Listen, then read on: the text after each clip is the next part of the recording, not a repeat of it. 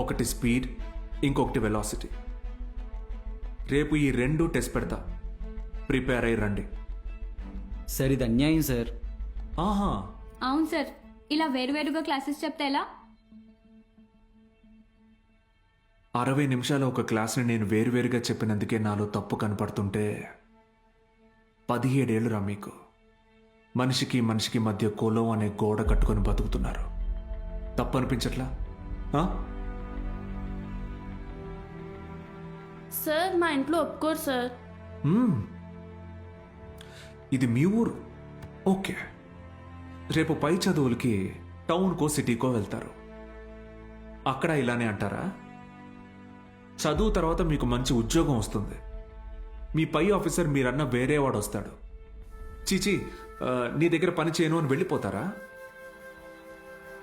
అసలు ఇన్నాళ్ళ నుంచి ఇక్కడ ఉన్నాను కదా, నా కులం ఏంటో తెలుసా?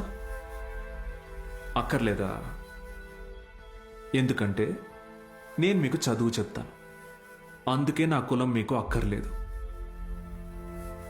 సత్తిగాడితో మీ అసైన్మెంట్ రాయించుకున్నప్పుడు వాడి కులం గుర్తు రాలేదు. ఏ? ఎందుకంటే అవసరానికి